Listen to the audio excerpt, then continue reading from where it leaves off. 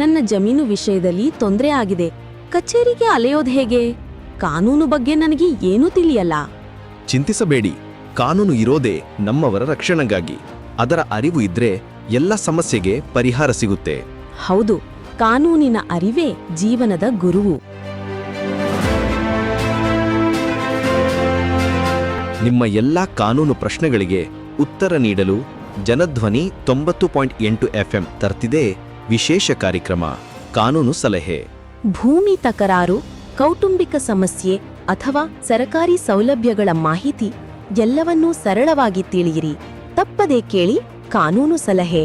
ಪ್ರತಿ ಶುಕ್ರವಾರ ಬೆಳಗ್ಗೆ 10:20ಕ್ಕೆ ಹಾಗೂ ಭಾನುವಾರ ರಾತ್ರಿ 8 ಗಂಟೆಗೆ ನಿಮ್ಮ ಮೆಚ್ಚಿನ ಜನಧ್ವನಿ 90.8 FMನಲ್ಲಿ.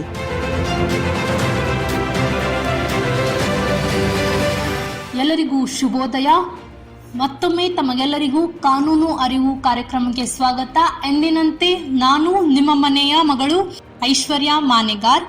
ಪ್ರಿಯ ಕೇಳುಗರೆ, ಇವತ್ತು ಒಂದು ವಿಭಿನ್ನ ವಿಷಯದ ಕುರಿತು ಚರ್ಚೆ ಮಾಡಲಿಕ್ಕೆ ನಾನು ನಿಮ್ಮೊಟ್ಟಿಗಿದ್ದೇನೆ.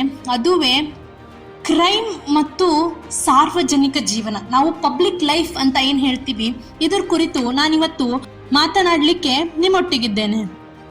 ಕೇಳಿಗೊರೆ, ಸಾರ್ವಜನಿಕ ಜೀವನ ಅಂದ್ರೆ ಕೇವಲ ರಸ್ತೆ, ಬೀದಿ, ಮಾರುಕಟ್ಟೆ, ನಿಲ್ದಾಣಗಳಿಗೆ ಮಾತ್ರ ಸೀಮಿತವಾಗಿಲ್ಲ. ಇದು ಸಾಮಾಜಿಕ ಸಂವಹನೆ, ಆರ್ಥಿಕ ವಿನಿಮಯ, ಸಾಂಸ್ಕೃತಿಕ ಬೆಳವಣಿಗೆ ಮತ್ತು ಪ್ರಜಾಪ್ರಭುತ್ವದಲ್ಲಿ ಭಾಗವಹಿಸುವ ಒಂದು ವೇದಿಕೆಗೆ ನಾವು ಸಾರ್ವಜನಿಕ ಜೀವನ ಅಂತ ಕರಿತೀವಿ.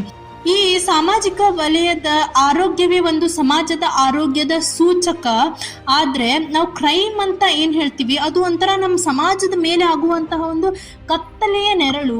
ಈ ಒಂದು ಸಾರ್ವಜನಿಕ ವಲಯದ ಮೇಲೆ ಬಿದ್ದಾಗ ಅದು ಕೇವಲ ಕಾನೂನನ್ನ ಉಲ್ಲಂಘನೆ ಮಾಡುವುದು ಅಷ್ಟೇ ಅಲ್ಲ, ಅದು ಸಮುದಾಯದ ಒಂದು ಮನೋಬಲ, ಸುರಕ್ಷತೆಯ ಭಾವನೆ, ಆರ್ಥಿಕ ಚಟುವಟಿಕೆ ಮತ್ತು ಸಾಮಾಜಿಕ ಬಂಧನಗಳ ಮೇಲೆ ಒಂದು ದಾಳಿಯನ್ನ ಮಾಡ್ತದೆ. ಇನ್ನು ಒಂದು ಕಾನೂನು ಚೌಕಟ್ಟಿನಲ್ಲಿ ನಾವು ಅದನ್ನ ಏನಾದ್ರೂ ನೋಡೋದಾದ್ರೆ, ಇದು ಕ್ರೈಮ್ ಮತ್ತು ಏನು ನಾವು ಸಾರ್ವಜನಿಕ ಜೀವನವನ್ನ ಹೇಗೆ ಒಂದಕ್ಕೊಂದು ಸಂಬಂಧಪಟ್ಟಿದೆ ಅಂತಂದು ಹೇಳಿ ನೋಡೋದಾದ್ರೆ, ಕೇವಲ ಕಾನೂನಿನ ನಿಬಂಧನೆಗಳನ್ನು ನಾವು ಕಲಿಯುವುದಕ್ಕಿಂತ ಪಾಲಿಸುವುದಕ್ಕಿಂತ ಇದು ಒಂದು ಸಮಾಜದ ಮೂಲಭೂತ ಹಕ್ಕುಗಳು. ನಾ ಹಿಂದಿನ ಸರಣಿಗಳಲ್ಲಿ ಹೇಳಿದ್ದೇನೆ ನಿಮ್ಗೆ. ನ್ಯಾಯದ ಕುರಿತು ಪ್ರಶ್ನೆಗಳಿರ್ಬೋದು, ರಾಜ್ಯದ ಹೊಣೆಗಾರಿಕೆ ಇರ್ಬೋದು ಮತ್ತು ಸಮುದಾಯದ ಶಕ್ತಿ ಬಗ್ಗೆ ಒಂದು ವಿಮರ್ಶನಾತ್ಮಕ ಒಂದು ಚಿಂತನೆಯನ್ನ ಕೇಳ್ತದೆ. ಹಾಗಾಗಿ ಇವತ್ತು ನಾನು ಈ ಒಂದು ಕ್ರೈಮ್ ಸಾರ್ವಜನಿಕ ಜೀವನದ ಬುನಾದಿಯನ್ನ ಹೇಗೆ ಸವಿಸುತ್ತದೆ ಎಂಬ ಒಂದು ವಿಷಯದ ಪರಿಶೀಲನೆಯ ಜೊತೆಗೆ ಈ ಸವಾಲನ್ನು ಎದುರಿಸಲು ನಮಗಿರುವಂತಹ ಕಾನೂನು ವ್ಯವಸ್ಥೆ ಇರ್ಬೋದು, ನ್ಯಾಯಾಂಗ ಇರ್ಬೋದು ಮತ್ತು ಸಮಾಜ ಹೇಗೆ ಈ ಒಂದು ಇದ್ರ ಕುರಿತು ಪ್ರಶ್ನಿಸಬೇಕು ಅನ್ನೋ ಒಂದು ವಿಶ್ಲೇಷಣೆಯನ್ನ ನಾನು ನಿಮ್ಮೊಟ್ಟಿಗೆ ಮಾಡ್ತೇನೆ. ಈಗ ಸಾರ್ವಜನಿಕ ಸ್ಥಳದಲ್ಲಿ ಏನಾದ್ರೂ ಕ್ರೈಮ್ ಆತಪ್ಪ ಅಂದ್ರೆ ನೀವು ಹೆಂಗೆ ರಿಯಾಕ್ಟ್ ಮಾಡ್ತೀರಾ? ಇತ್ತೀಚೆಗಷ್ಟೇ 2023ರಲ್ಲಿ ನಮ್ಮ ಕಾನೂನು ಅಮೆಂಡ್ ಸಹ ಆಗಿದೆ. ಮುಂಚೆಲ್ಲ ನಾವು ಭಾರತೀಯ ದಂಡ ಸಂಹಿತೆಯನ್ನ ಪಾಲನೆ ಮಾಡ್ತಿದ್ವಿ. ಏನು 2023 ನಂತರ ಪ್ರಕರಣಗಳ ಆಗುತ್ತವಲ್ಲ, ಅದಕ್ಕೆಲ್ಲ ನಾವು ಭಾರತೀಯ ಸಾಕ್ಷ್ಯ ಅಧಿನಿಯಮ BSA ಯನ್ನ ಅಳವಡಿಸ್ತೇವೆ. ಆದ್ರೆ ಇವತ್ತು ನಾನು IPCಯ ಒಂದು ದೃಷ್ಟಿಕೋನದಲ್ಲಿ ಮಾತಾಡ್ಲಿಕ್ಕೆ ಇಷ್ಟಪಡ್ತೇನೆ. ಭಾರತೀಯ ದಂಡ ಸಂಹಿತೆ ಇದು ಒಂದು ಕ್ರಿಯೆ ಅಥವಾ ಏನ್ ಹೇಳುತ್ತೆ, ಒಂದು ಕ್ರೈಮ್ ಅಂದ್ರೆ ಏನು, ಹೆಂಗೆ ವ್ಯಾಖ್ಯಾನಿಸುತ್ತೆ ಅಂದ್ರೆ, ಕ್ರಿಯೆ ಅಥವಾ ಕ್ರಿಯಾ ವಿಲೋಪವಾಗಿ ಕಾನೂನಿನಿಂದ ದಂಡನೀಯವಾಗಿದ್ದು ಸಜೆಯೊಂದಿಗೆ ದಂಡಿಸಲ್ಪಡುತ್ತದೆ. ಆ ಒಂದು ಕೃತ್ಯ ಏನಾದ್ರೂ ನಡೆದ್ರೆ ಅವರಿಗೆ ಒಂದು ಸಜಾ ಆಗುತ್ತೆ ಅನ್ನೋದನ್ನ ಹೇಳುತ್ತೆ. ಸಾರ್ವಜನಿಕ ಜೀವನದ ಸಂದರ್ಭದಲ್ಲಿ ಕೆಲವು ಕ್ರೈಮ್ಗಳು ಪ್ರತ್ಯೇಕ ಪ್ರಾಮುಖ್ಯತೆಯನ್ನ ಪಡುತ್ತದೆ. ಸಾರ್ವಜನಿಕ ಸ್ಥಳದಲ್ಲಿ ನಡೆಯುವ ಕೊಲೆ ಇರ್ಬೋದು, ದರೋಡೆ ಇರ್ಬೋದು, ಹಲ್ಲೆ ಇರ್ಬೋದು, ಅಶ್ಲೀಲ ನಡವಳಿಕೆ ಇರ್ಬೋದು, ಗುಂಪು ಹಿಂಸಾಚಾರ ಇರ್ಬೋದು, ಆಸ್ತಿ ವಿರುದ್ಧ ನಡೆಯುವಂತಹ ಒಂದು ಸಾರ್ವಜನಿಕ ಆಸ್ತಿ ವಿನಾಶ ಮತ್ತು ಆಧುನಿಕ ಯುಗದ ಸೈಬರ್ ಕಿರುಕುಳ ಕೂಡ ಇರ್ಬೋದು, ನೇರವಾಗಿ ಸಾಮಾಜಿಕ ವಲಯದಲ್ಲಿ ಸಮತೋಲನವನ್ನ ಒಂದು ನಾಶ ಮಾಡುವಂತ ಕ್ರಿಯೆಗಳಾಗಿವೆ. ಸಾರ್ವಜನಿಕ ಸ್ಥಳ ಎಂಬ ಪರಿಕಲ್ಪನೆಯನ್ನ ಕಾನೂನು ಮತ್ತು ಸಮಾಜ ಶಾಸ್ತ್ರದ ದೃಷ್ಟಿಯಲ್ಲಿ ನಾವು ನೋಡ್ಲಿಕ್ಕೆ ಹೋದ್ರೆ ಸೆಕ್ಷನ್ 133 CRPC ಅಲ್ಲಿ ಹೇಳುತ್ತೆ, ಸಾರ್ವಜನಿಕ ಉಪದ್ರವಗಳ ನಿರ್ವಹಣೆ ಸಂಬಂಧ ಇಂಡಿಯನ್ ಎವಿಡೆನ್ಸ್ ಆಕ್ಟ್ ಇರ್ಬೋದು, ಇನ್ನು ಸಾರ್ವಜನಿಕ ಸ್ಥಳಗಳಲ್ಲಿ ಅತ್ಯಾಚಾರ ಮತ್ತು ಅಶ್ಲೀಲತೆಯ ವಿರುದ್ಧ ರಕ್ಷಣೆ ನೀಡುತ್ತದೆ.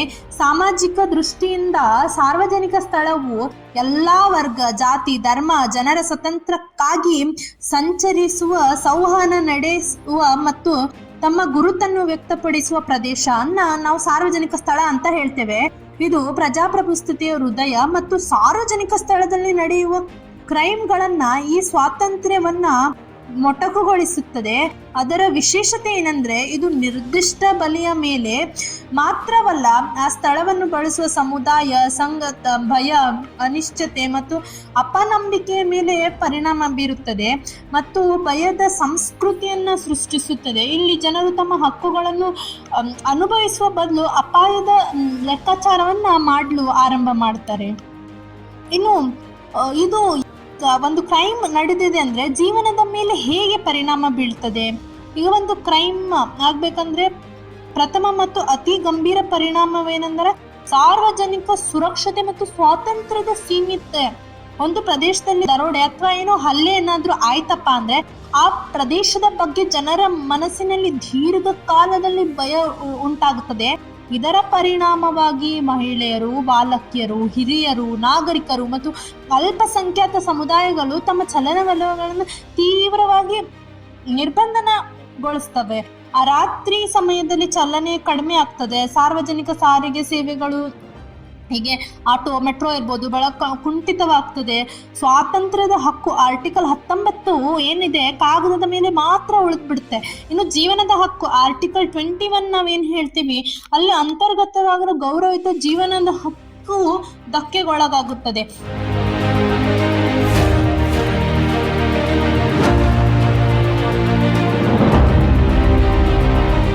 ಎರಡನೆಯದಾಗಿ ಆರ್ಥಿಕವಾಗಿ ಗಂಭೀರವಾಗಿ ಪರಿಣಾಮಗಳು. ಸಾರ್ವಜನಿಕ ವಾಣಿಜ್ಯವು ಸುರಕ್ಷಿತ ವಾತಾವರಣವನ್ನು ಅವಲಂಬಿಸಿದ್ರೆ ಮಾತ್ರ ಕಾಮರ್ಸ್ ನಡಲಿಕ್ಕೆ ಸಾಧ್ಯ. ಆದ್ರೆ ಹೆಚ್ಚಿನ ಅಪರಾಧ ವೃತ್ತಿಯ ಪ್ರದೇಶಗಳಲ್ಲಿ ಸಣ್ಣ ದುಕಾನುದಾರರಿರ್ಬೋದು ಮುಚ್ಚುವ ಸಾಧ್ಯತೆ, ರಸ್ತೆ ಅಂಗಡಿಗಳು ಮುಕ್ತಾಯವಾಗುತ್ತದೆ, ಪ್ರವಾಸೋದ್ಯಮ ಕುಸಿತದೆ, ಸಾರ್ವಜನಿಕ ಉತ್ಸವಗಳು, ಮೇಳಗಳು ಕಡಿಮೆ ಆಗ್ತದೆ, ಅನೇಕರ ಉದ್ಯೋಗಕ್ಕೆ ಧಕ್ಕೆ ಬರ್ತದೆ. ಅಪರಾಧ ಪ್ರಮಾಣ ಪ್ರದೇಶದಲ್ಲಿ ಆಸ್ತಿ ಬೆಲೆಗಳು ನಾಟಕೀಯವಾಗಿ ಒಂದು ಕುಸಿಯುವಂತ ಸಾಧ್ಯತೆ ಇರುತ್ತದೆ. ಇದು ಸ್ಥಳೀಯ ಆರ್ಥಿಕತೆಯು ಸಹ ಇದು ಪರಿಣಾಮ ಬೀಳ್ತದೆ ಅಂತ ನಾವು ಹೇಳ್ಬೋದು.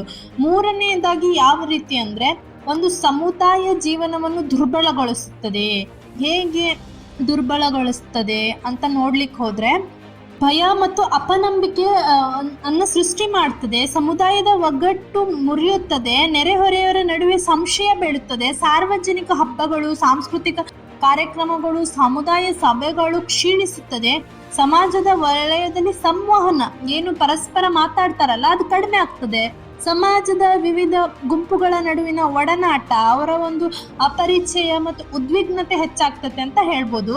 ಈ ಒಂದು ಸಾರ್ವಜನಿಕ ಬಂಡವಾಳವನ್ನ ನಷ್ಟವನ್ನ ದೀರ್ಘಕಾಲಿಕವಾಗಿ ಪ್ರಜಾಸತ್ತೆಗೆ ಒಂದು ಹಾನಿಕರ ಅಂತ ನಾವು ಹೇಳ್ಬೋದು.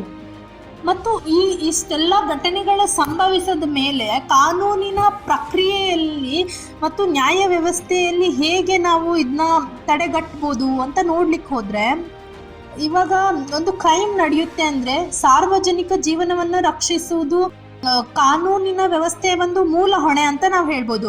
ಈ ಹೊಣೆಗಾರಿಕೆಯಲ್ಲಿ 3 ಮಟ್ಟಗಳಿರ್ತದೆ. ಒಂದು ದಂಡದ ರೀತಿ ಇರ್ಬೋದು, ಇನ್ನೊಂದು ಪೊಲೀಸ್ ಇರ್ಬೋದು, ಇನ್ನೊಂದು ನ್ಯಾಯಾಂಗ ಇರ್ಬೋದು. ದಂಡ ನೀತಿ ತಡೆಗಟ್ಟುವ ಕ್ರಮಗಳು ಅಂತ ನಾವು ನೋಡ್ಲಿಕ್ಕೆ ಹೋದ್ರೆ ವಿಚಾರಣೆಯ ಒಂದು ಚೌಕಟ್ಟಿನಲ್ಲಿ ಅದರ ಸಮಕಾಲೀನ ಸವಾಲುಗಳು, ಸರಿ ಹೋಗುವ ವಿಷಯ ಕಾನೂನುಗಳನ್ನ ರೂಪಿಸೋದಿರ್ಬೋದು. ಇನ್ನು ಸಾರ್ವಜನಿಕ ಶಾಂತಿ ಭಂಗ ತಡೆಗಟ್ಟುವಿಕೆಗೆ ಗುರಿ ಆಗದಂತೆ ನೋಡ್ಕೋಬೇಕು. ಇನ್ನು ಸಾರ್ವಜನಿಕ ಸ್ಥಳಗಳಲ್ಲಿ ಜಾತಿ ಆಧಾರಿತ ಹಿಂಸೆ ಮತ್ತು ಅವಮಾನದ ವಿರುದ್ಧ ರಕ್ಷಣೆಯನ್ನ ನೀಡಬೇಕು. ದೂರವಾಣಿಯ ದುರುಪಯೋಗ ತಡೆಗಟ್ಟುವ ಕಾಯ್ದೆ, ಸೈಬರ್ ನಿಯಮಗಳು, ಆನ್ಲೈನ್ ಸಾರ್ವಜನಿಕ ವಲಯದಲ್ಲಿ ಸಹ ಕ್ರೈಮ್ಗಳನ್ನ ನಿಯಂತ್ರಿಸಲು ಪ್ರಯತ್ನ ನಡೆಸಬೇಕು. ಇನ್ನು ಸ್ಥಳೀಯ ಪೊಲೀಸ್ ಕಾಯ್ದೆಗಳು ಸಾರ್ವಜನಿಕ ನೀತಿ ಮತ್ತು ಶಾಂತಿ ಭಂಗದ ನಿವಾರಣೆಗಾಗಿ ಅಧಿಕಾರವನ್ನ ನೀಡುತ್ತದೆ. ಪೊಲೀಸ್ ಮತ್ತು ಸಾರ್ವಜನಿಕರು ಹೇಗಿರ್ಬೇಕು, ನಾವು ಪೊಲೀಸರು ನೋಡಿದ್ರೆ ಹೇಗೆ ನಮ್ಮ ಜನ ಹೇಗೆ ಅವ್ರಿಗೆ ಸ್ಪಂದನೆ ಮಾಡ್ತಾರೆ ಇದ್ರ ಕುರಿತು ಹೇಳೋದಾದ್ರೆ, ಪೊಲೀಸ್ ಸೇವೆಯು ಸಾರ್ವಜನಿಕ ಸುರಕ್ಷತೆಯ ಮುಂಚೂಣಿಯ ರಕ್ಷಕ ಅಂತ ನಾವು ಹೇಳ್ತೇವೆ. ಪೊಲೀಸ್ ಪೆಟ್ರೋಲಿಂಗ್ ಇರ್ಬೋದು, ಸಾರ್ವಜನಿಕ ಸ್ಥಳಗಳಲ್ಲಿ CCTV ಕ್ಯಾಮ್ರಾ ಸ್ಥಾಪನೆ ಮತ್ತು ಅವರ ಒಂದು ಉಪಸ್ಥಿತಿ ಈ ಎಲ್ಲ ಕ್ರೈಮ್ಗಳನ್ನ ತಡೆಗಟ್ಟುವ ಒಂದು ಮೂಲ ಕ್ರಮ ಅಂತ ನಾವು ಹೇಳ್ಬೋದು. ಆದ್ರೆ ಇಂದಿನ ಪೊಲೀಸ್ ವಿಧಾನವು ಸ್ವಲ್ಪ ಕ್ರಿಯಾತ್ಮಕವಾಗಿರ್ಬೇಕು. ಯಾಕಂದ್ರೆ ಪೊಲೀಸ್ ಸಮುದಾಯ ಒಡನಾಟ, ಕಮ್ಯುನಿಟಿ ಪೊಲೀಸಿಂಗ್ ಅಂತ ನಾವೇನ್ ಹೇಳ್ತೇವೆ, ಈ ಒಂದು ಪರಿಕಲ್ಪನೆಯಲ್ಲಿ ಮಹತ್ವ ಪಡೆದುಕೊಳ್ಳಂತ ಒಂದು ಪರಿಕಲ್ಪನೆ. ಯಾಕಂದ್ರೆ ಸಮುದಾಯದೊಂದಿಗೆ ನಿತ್ಯ ಒಂದು ಸಂವಹನ, ಸಮಸ್ಯೆಗಳು ಗುರುತಿಸುವಿಕೆ ಮತ್ತು ಜಂಟಿ ಪರಿಹಾರಗಳನ್ನ ರೂಪಿಸುವಿಕೆ ಅತ್ಯಗತ್ಯ. ಯಾಕಂದ್ರೆ ಕೇವಲ ಪ್ರತಿಕ್ರಿಯಾತ್ಮಕವಾಗಿ ಪೊಲೀಸಿಂಗ್ ಬದಲಿಗೆ ಸಮುದಾಯ ಕೇಂದ್ರಿತ ಮುಂಜಾಗೃತ ಪೊಲೀಸ್ ಸಾರ್ವಜನಿಕ ಸ್ಥಳಗಳಲ್ಲಿ ಭಯವನ್ನ ಕಡಿಮೆ ಮಾಡಬಲ್ಲದು. ಆದ್ರೆ ಸಾರ್ವಜನಿಕ ಆದೇಶ, ನಾವೇನ್ ಪಬ್ಲಿಕ್ ಆರ್ಡರ್ ಅಂತೇವಲ್ಲ, ನಿರ್ವಹಣೆಯು ಕೇವಲ ಬಲ ಪ್ರದರ್ಶನವಲ್ಲ, ವಿವೇಚನ ಮತ್ತು ಸಮುದಾಯ ವಿಶ್ವಾಸದ ಒಂದು ಕೆಲಸಗಳು ಇಂದು ಆಗ್ಬೇಕಿವೆ. ಇನ್ನು ನ್ಯಾಯಾಲಯದ ಕುರಿತು ಮಾತನಾಡುವುದಾದ್ರೆ, ಭಾರತದ ನ್ಯಾಯಾಂಗ ವ್ಯವಸ್ಥೆ ವಿಶೇಷವಾಗಿ ಸುಪ್ರೀಂ ಕೋರ್ಟ್ ಮತ್ತು ಹೈಕೋರ್ಟ್ಗಳಲ್ಲಿ ಸಾರ್ವಜನಿಕ ಜೀವನದ ಸುರಕ್ಷೆಗೆ ಒಂದು ವ್ಯಾಖ್ಯಾನವನ್ನ ನೀಡಿದೆ. ವಿಶಾಖ ವಿರುದ್ಧ ರಾಜಸ್ಥಾನ್ ರಾಜ್ಯ 1977 ಪ್ರಕರಣದಲ್ಲಿ ಹೈಕೋರ್ಟ್, ನಾನು ಇದನ್ನ ಸುಮಾರು ಸತ ಹೇಳಿದ್ದೇನೆ, ವಿಶಾಖ ಪ್ರಕರಣವನ್ನ ಕಾರ್ಯದ ಲೈಂಗಿಕ ಕಿರುಕುಳವನ್ನು ತಡೆಗಟ್ಟುವ ವ್ಯಾಪಕ ಮಾರ್ಗದರ್ಶಿ ತತ್ವಗಳನ್ನು ನೀಡಿತು. ಇಂದು ಸಾರ್ವಜನಿಕ ಮತ್ತು ಖಾಸಗಿ ವಲಯದಲ್ಲಿ ಗಡಿ ಮೀರಿದೆ. ಹಾಗಾಗಿ ನಿರ್ಭಯ ಪ್ರಕರಣ ಇರ್ಬೋದು, 2012ರಲ್ಲಿ ದೆಹಲಿ ನಂತರ ಸಾರ್ವಜನಿಕ ಸ್ಥಳಗಳಲ್ಲಿ ಬಸ್ CCTV ಅಳವಡಿಸೋದು ಅನಿವಾರ್ಯ ಆಗ್ಬಿಡ್ತದೆ ಈ ತೀರ್ಪಿಂದ. ಹಾಗಾಗಿ PILಗಳ ಮೂಲಕ ನ್ಯಾಯಾಲಯಗಳು ಸಾರ್ವಜನಿಕ ಸುರಕ್ಷತೆ ಸಮಸ್ಯೆಗಳನ್ನ ನೇರವಾಗಿ ಪರಿಹರಿಸಿ ರಾಜ್ಯವನ್ನ ಕ್ರಮ ಜರುಗಿಸುವಂತೆ ಒಂದು ನಿರ್ದೇಶನವನ್ನ ಸಹ ಮಾಡ್ತಾ ಇದೆ. ಇನ್ನು ದಂಡ ಮತ್ತು ಪುನರ್ವಸತಿಯನ್ನ ಕಲ್ಪಿಸೋದು. ಈಗ ಕ್ರೈಮ್ ಏನೋ ಆಗ್ಬಿಡುತ್ತೆ, ಆದ್ರೆ ಸಜೆ ನೀಡುವುದರ ಉದ್ದೇಶ ಕೇವಲ ಪ್ರತೀಕಾರ ಅಲ್ಲ, ರಿವೆಂಜ್ ಆಗಿರಂಗಿಲ್ಲ. ಇದನ್ನ ತಡೆಗಟ್ಟುವ ಡಿಟರೆನ್ಸ್ ಥಿಯರಿ, ನಾವು ಜುರಿಸ್ಪ್ರುಡೆನ್ಸ್ ಅಂತ ಒಂದು ಸಬ್ಜೆಕ್ಟ್ ಬರುತ್ತೆ, ಅಲ್ಲಿ ನಾವು ಥಿಯರೀಸ್ ಆಫ್ ಪನಿಷ್ಮೆಂಟ್ ಅಂತ ನೋಡ್ತೀವಿ. ಅಲ್ಲಿ reformative theory, ರೆಟ್ರಿಬ್ಯೂಟಿವ್ theory, deterrence theory ಅಂತ ಹೇಳಿ ನಾವು ಡಿಟರೆನ್ಸ್ ಥಿಯರಿಯನ್ನ ಪಾಲನೆ ಮಾಡ್ತೇವೆ. ಸಮಾಜದ ರಕ್ಷಣೆ ಮತ್ತು ಅದರೊಟ್ಟಿಗೆ ಪುನರ್ವಸತಿ, ಸಾರ್ವಜನಿಕ ಸ್ಥಳಗಳಲ್ಲಿ ಆಗುವ ತೀವ್ರ ಗುನ್ಹೆಗಳಿಗೆ ಕಠಿಣ ಸಜೆಗಳನ್ನ ಸಮಾಜಕ್ಕೆ ನ್ಯಾಯ ಸಂದೇಶವನ್ನ ನೀಡುವುದು. ಆದರೆ ದಂಡದ ನೀತಿ ಸಮತೋಲನದಿಂದ ಕೂಡಿರಬೇಕು. ಕಿಶೋರ್ ನ್ಯಾಯ ಕಾಯ್ದೆ ಮತ್ತು ಕಾರಾಗೃಹ ಸುಧಾರಣೆ ಪುನರ್ವಸತಿ ಮಹತ್ವಗಳು ಒತ್ತಿ ಹೇಳುತ್ತದೆ. ಸಾರ್ವಜನಿಕ ಮರು ಏರ್ಪಡಿಸುವ ಮತ್ತು ಸಾಮಾಜಿಕ ಆರೈಕೆ ಕಾರ್ಯಕ್ರಮಗಳು ವಿಶೇಷವಾಗಿ ಸಣ್ಣ ಮಟ್ಟದ ಅಪರಾಧಗಳಿಗೆ ಮತ್ತು ಅವರ ಸಮಾಜಕ್ಕೆ ಉತ್ಪಾದಕ ಸದಸ್ಯರಾಗಿ ಹಿಂತಿರುಗಲು ಸಹಾಯ ಮಾಡುತ್ತದೆ. ಶಿಕ್ಷೆ ಮತ್ತು ಸುಧಾರಣೆಗೆ ನಡುವಿನ ಒಂದು ಸಮತೋಲನವನ್ನ ನಾವು ಕಾಯ್ಕೊಳ್ಬೇಕಾಗಿದೆ. ಈಗ ಇಷ್ಟೆಲ್ಲ ಮಾಡಿದ್ವಿ, ಹಾಗಾದ್ರೆ ಮುಂದಿರುವಂತಹ ಒಂದು ಸವಾಲುಗಳು ಏನು ಮತ್ತು ಹೊಸ ಆಯಾಮಗಳಲ್ಲಿ ನಾವು ಹೇಗೆ ಎಚ್ಚೆತ್ತುಕೊಳ್ಬೇಕು ಸಾರ್ವಜನಿಕರಾಗಿ ಅಂತ ನೋಡ್ಲಿಕ್ಕೆ ಹೋದ್ರೆ, ಇಂದು ಸಾರ್ವಜನಿಕ ವಲಯವು ಆನ್ಲೈನ್ ಪ್ರದೇಶಕ್ಕೆ ವಿಸ್ತರಿಸಿದೆ. ಸಾಮಾಜಿಕ ಮಾಧ್ಯಮಗಳು ಹೊಸ ಸಾರ್ವಜನಿಕ ಚೌಕಗಳಾಗಿವೆ ಅಂತ ಹೇಳ್ಬೋದು. ಆನ್ಲೈನ್ ಕಿರುಕುಳ ಅಂತೂ ನಾವು ನೋಡ್ತೇವೆ, ಸೈಬರ್ ಸ್ಟಾಕಿಂಗ್ ಇರ್ಬೋದು, ದ್ವೇಷ ಭಾಷಣ, ಫಿನಾನ್ಷಿಯಲ್ ಫ್ರಾಡ್ಗಳು ವ್ಯಕ್ತಿಯ ಸುರಕ್ಷತೆ ಮತ್ತು ಗೌರವವನ್ನು ನಾಶ ಮಾಡುತ್ತದೆ. ಅವುಗಳು ಪರಿಣಾಮ ಬಹಳ ಗಂಭೀರವಾಗಿ ನಡೆಯುತ್ತದೆ. ಜನರು ಸಾರ್ವಜನಿಕ ಸಂವಹನದಿಂದ ಹಿಂಸೆಗೆ ಒಳಗಾಗ್ತಿದ್ದಾರೆ ಅಂತ ಹೇಳ್ಬೋದು. ಮಾಹಿತಿ ತಂತ್ರಜ್ಞಾನ ಕಾಯ್ದೆ, ಇನ್ಫಾರ್ಮೇಶನ್ ಟೆಕ್ನಾಲಜಿ ಆಕ್ಟ್ ಅಂತ 2000ದಲ್ಲಿ ಬರುತ್ತೆ, ಸೈಬರ್ ಅಪರಾಧಗಳನ್ನ ನಿಯಂತ್ರಿಸಲು ಪ್ರಯತ್ನ ಮಾಡ್ತದೆ. ಆದರೆ ತಂತ್ರಜ್ಞಾನದ ವೇಗ ಮುಂದೆ ಕಾನೂನಿನ ಪ್ರಕ್ರಿಯೆಯಲ್ಲಿ ಸದಾ ಒಂದು ಸವಾಲಾಗಿ ಉಳಿದ್ಬಿಟ್ಟಿದೆ.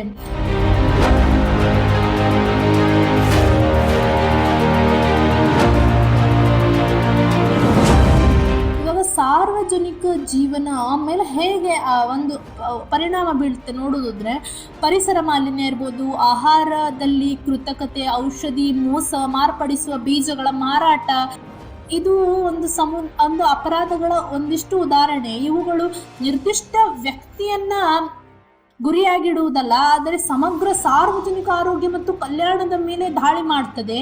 ಇಂತಹ ಅಪರಾಧಗಳು ವ್ಯಾಪಕವಾಗಿರುವುದರಿಂದ ಮತ್ತು ಪ್ರಮಾಣ ಸಾಬೀತು ಮಾಡುವ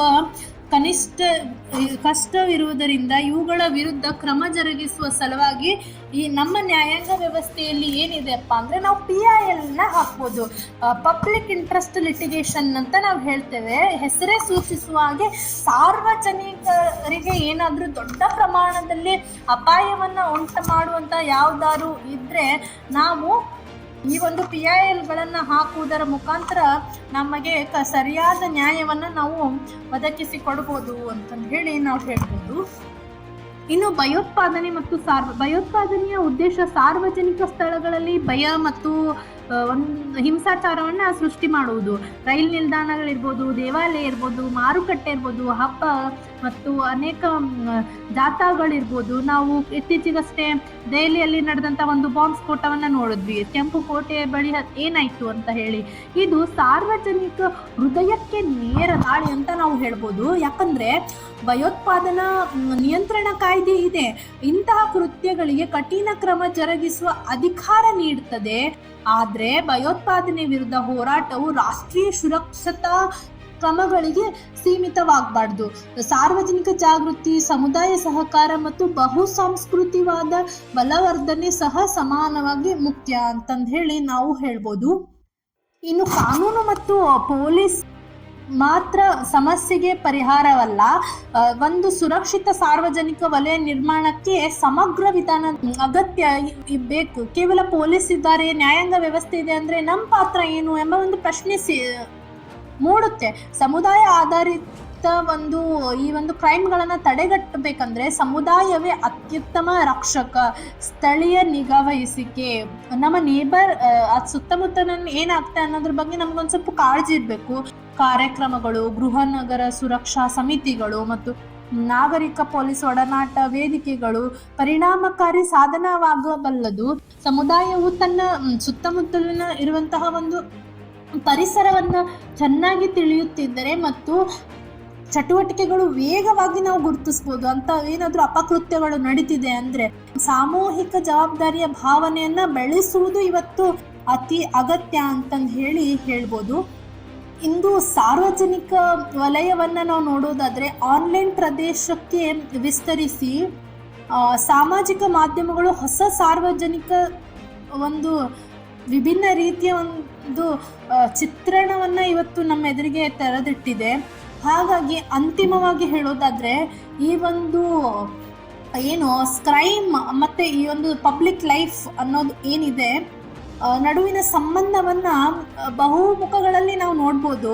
ಒಂದು ಕ್ರೈಮ್ ಸಾರ್ವಜನಿಕ ವಲಯವನ್ನ ಕೇವಲ ಭಯದ ಸ್ಥಳವಾಗಿ ಮಾಡುವುದಷ್ಟೇ ಅಲ್ಲದೆ ಅದು ಸಮಾಜದ ಆರ್ಥಿಕ, ಸಾಮಾಜಿಕ ಮತ್ತು ರಾಜಕೀಯ ಬುನಾದಿಯನ್ನ ಹಾಳು ಮಾಡ್ತದೆ.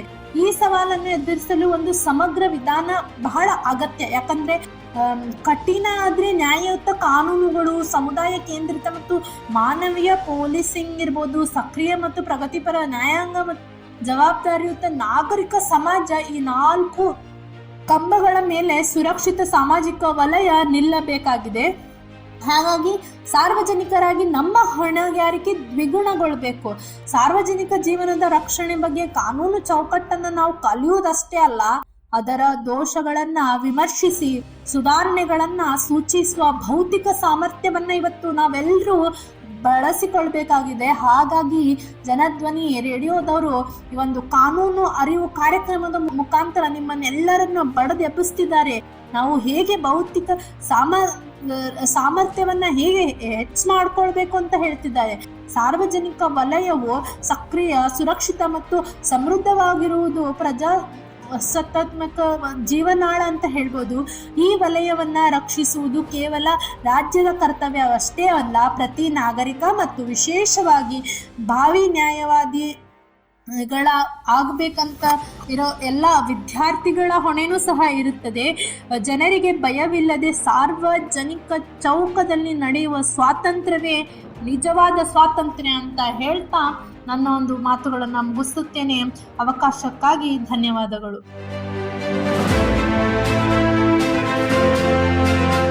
ಅಯ್ಯಯ್ಯೋ, ನನ್ನ ಜಮೀನು ವಿಷಯದಲ್ಲಿ ತೊಂದರೆ ಆಗಿದೆ. ಕಚೇರಿಗೆ ಅಲೆಯೋದು ಹೇಗೆ? ಕಾನೂನು ಬಗ್ಗೆ ನನಗೆ ಏನೂ ತಿಳಿಯಲ್ಲ. ಚಿಂತಿಸಬೇಡಿ, ಕಾನೂನು ಇರೋದೇ ನಮ್ಮವರ ರಕ್ಷಣೆಗಾಗಿ. ಅದರ ಅರಿವು ಇದ್ರೆ ಎಲ್ಲ ಸಮಸ್ಯೆಗೆ ಪರಿಹಾರ ಸಿಗುತ್ತೆ. ಹೌದು, ಕಾನೂನಿನ ಅರಿವೇ ಜೀವನದ ಗುರುವು. ನಿಮ್ಮ ಎಲ್ಲಾ ಕಾನೂನು ಪ್ರಶ್ನೆಗಳಿಗೆ ಉತ್ತರ ನೀಡಲು ಜನಧ್ವನಿ 90.8 FM ತರ್ತಿದೆ ವಿಶೇಷ ಕಾರ್ಯಕ್ರಮ ಕಾನೂನು ಸಲಹೆ. ಭೂಮಿ ತಕರಾರು, ಕೌಟುಂಬಿಕ ಸಮಸ್ಯೆ ಅಥವಾ ಸರಕಾರಿ ಸೌಲಭ್ಯಗಳ ಮಾಹಿತಿ ಎಲ್ಲವನ್ನೂ ಸರಳವಾಗಿ ತಿಳಿಯಿರಿ. ತಪ್ಪದೇ ಕೇಳಿ ಕಾನೂನು ಸಲಹೆ. ಪ್ರತಿ ಶುಕ್ರವಾರ ಬೆಳಗ್ಗೆ 10:20ಕ್ಕೆ ಹಾಗೂ ಭಾನುವಾರ ರಾತ್ರಿ 8 ಗಂಟೆಗೆ ನಿಮ್ಮ ಮೆಚ್ಚಿನ ಜನಧ್ವನಿ 90.8 FMನಲ್ಲಿ.